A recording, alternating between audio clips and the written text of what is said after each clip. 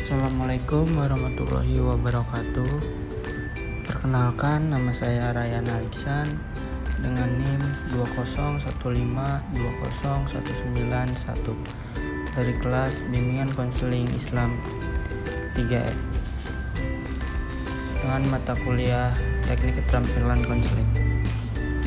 Di sini saya akan sedikit menjelaskan tentang dasar-dasar konseling, yaitu saya akan bahas 4 materi. Yang pertama ada strukturan, attending, kontrak waktu, dan empati. Pertama saya akan menjelaskan penstrukturan. Penstrukturan adalah usaha konselor dalam proses konseling untuk membina struktur pemberian bantuan melalui konseling.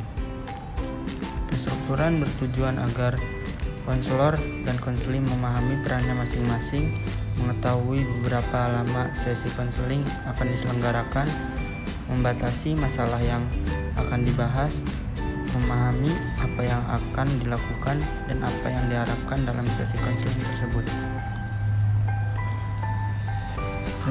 Penstrukturan terbagi menjadi 2 macam, yaitu penstrukturan penuh dan penstrukturan sebagian. Strukturan penuh, konselor menyampaikan semua isi atau materi penstrukturan kepada klien yang belum memahami dan mengetahui apa itu konseling. Hal ini dilakukan untuk klien yang tidak menyadari dirinya bermasalah dan klien punya persepsi negatif terhadap konseling. Yang kedua ada penstrukturan sebagian. Konselor menyampaikan sebagai isi atau materi penstrukturan kepada klien dan dapat dipilih oleh konselor sesuai dengan kebutuhan klien.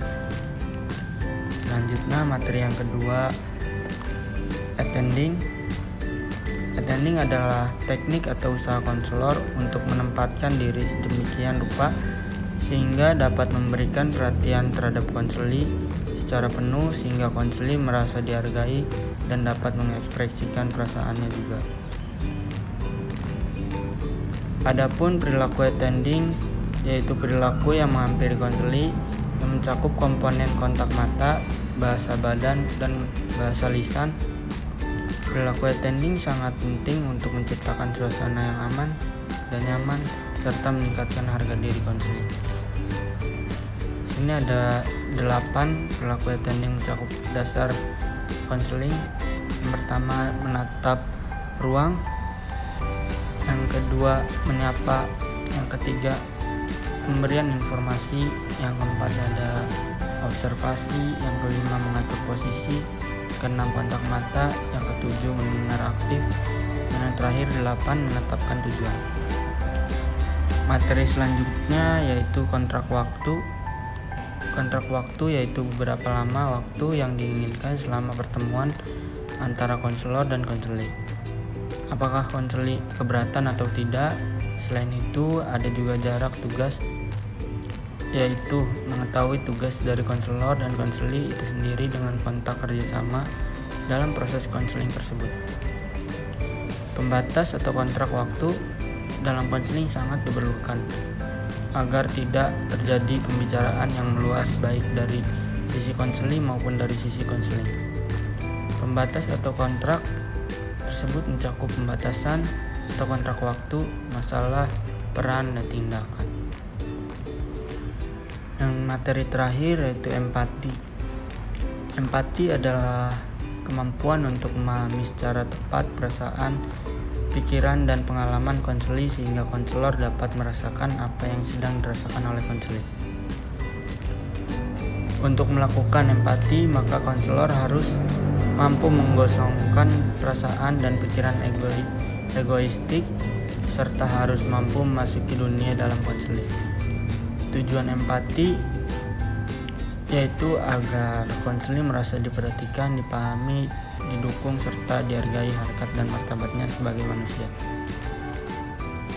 Empati membuat konseling menerima konseli sebagaimana adanya, tidak memandang hal-hal lain, mengerti serta menghargai nilai dan sistem nilai konseling.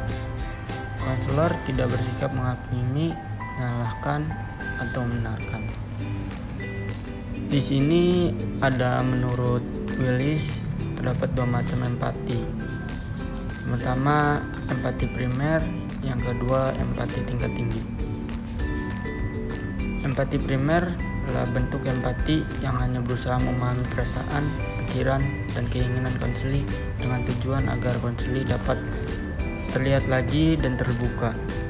Yang kedua, empati tingkat tinggi adalah bentuk empati apabila kepemahaman konselor terhadap perasaan, pikiran, keinginan, serta pengalaman konseli lebih mendalam dan menyentuh konseli karena konselor ikut dengan perasaan tersebut.